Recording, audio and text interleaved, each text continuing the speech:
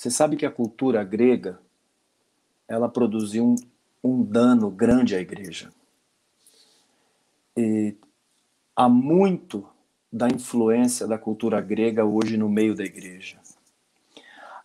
Em parte, eu diria que em uma boa parte, a diluição do evangelho que nós vemos hoje no mundo se dá pela infiltração da influência da cultura grega na igreja. Por exemplo, o humanismo, romantismo. E agora, quando nós estamos falando de sofrimento, uma influência da cultura grega que entrou na igreja é algo chamado hedonismo. O que era o hedonismo? Os hedonitas, eles eram gente que só viviam, a vida deles era, tudo para eles tinha que se resumir no prazer, em desfrutar a vida. E eles eram completamente avessos a qualquer tipo de sofrimento, eles não admitiam sofrimento. E nós temos que admitir forçosamente e lamentavelmente que o hedonismo entrou para esse evangelho moderno. Porque você vê que hoje não se fala mais de sofrimento. E há inúmeros textos na Escritura que mostram que Deus usa o sofrimento, que Deus usou o sofrimento para aperfeiçoar seus servos, para tornar pura a fé desses seus filhos.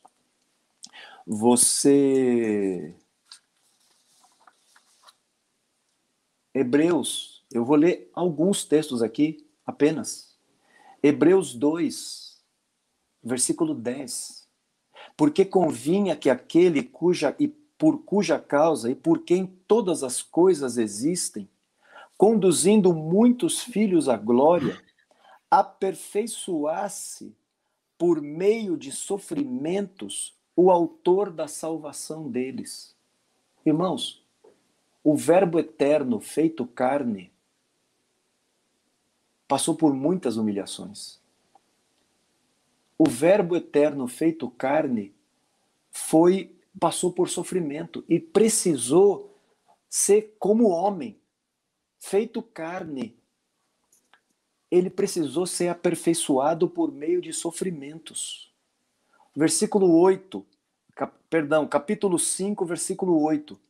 Embora sendo filho, veja, Hebreus 2:10 fala que ele foi aperfeiçoado por meio de sofrimentos. O capítulo 5, versículo 8 diz, embora sendo filho, aprendeu a obediência pelas coisas que sofreu. E tendo sido aperfeiçoado, versículo 9, tornou-se o autor da salvação eterna para todos os que lhe obedecem.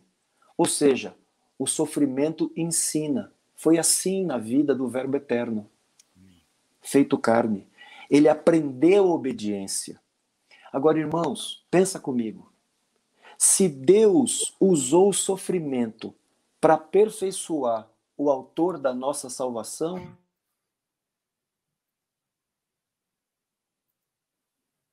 aperfeiçoado. O que é que me faz pensar isso?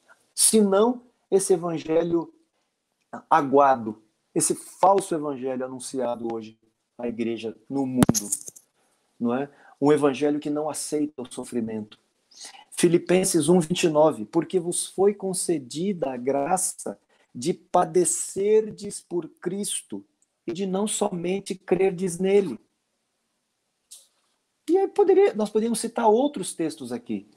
Agora, o grande problema da igreja hoje é que ela foi influenciada por isso.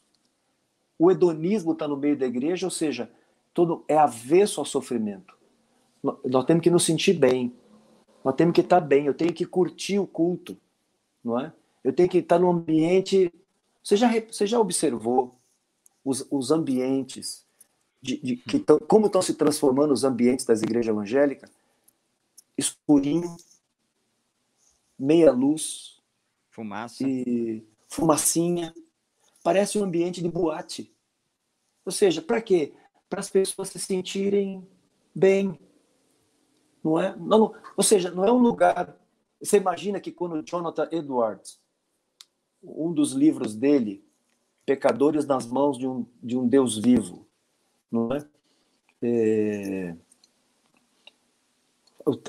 A história narra que quando esse homem pregava, a convicção de pecado que vinha sobre as pessoas que o ouviam era tão grande, tão forte, tão intensa, que as pessoas se agarravam às colunas do lugar onde estavam.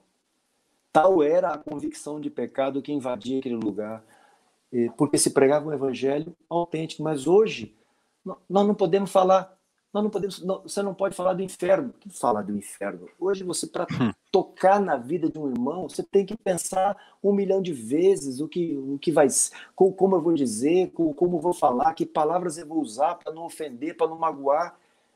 Olha Jesus, olha os apóstolos.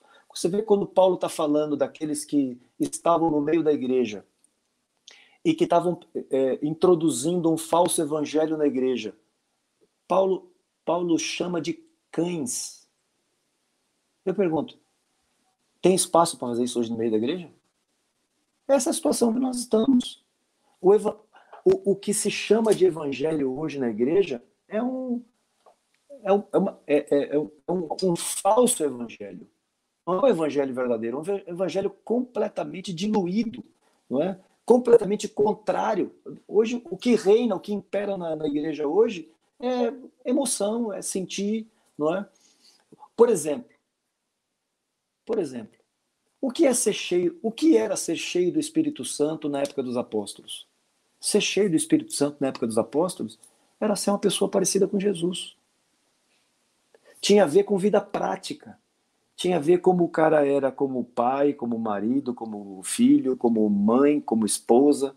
Tinha a ver com vida prática. Ser cheio do Espírito Santo era ser parecido com Jesus. O que é ser cheio do Espírito Santo na igreja hoje? Tem a ver com uma coisa mística, que não tem nada a ver com a Bíblia. Não é?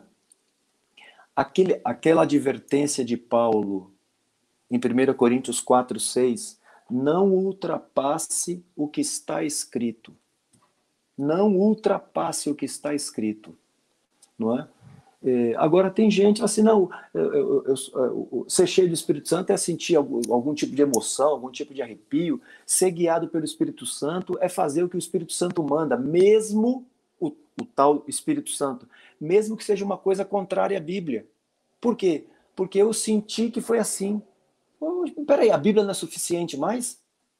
Não é? Você vê a pergunta que a irmãzinha fez para nós agora há pouco, a Laura, sobre essa coisa assim, mas as pessoas ficam ali orando para que a pessoa receba o Espírito Santo, mas se ela não sentiu. Mas quem disse que tinha que sentir? Quem disse? Onde é que está escrito que tinha que sentir? Onde está escrito isso? E aqui eu quero acrescentar mais um texto para ajudar, até na pergunta da Laura lá, viu? 1 Coríntios 12:13 fala assim, pois em um só Espírito todos nós fomos batizados em um corpo, quer judeus, quer gregos, quer escravos, quer livres, e a todos nós foi dado beber de um só Espírito. Ponto final. No que eu vou crer? No que eu estou sentindo ou no que está escrito? Eu tenho que crer no que está escrito. Jesus disse que é assim. Acabou. Ponto final. E lamentavelmente, agora o problema é que essa cultura grega entrou para dentro da igreja. O evangelho nosso hoje está contaminado, não é?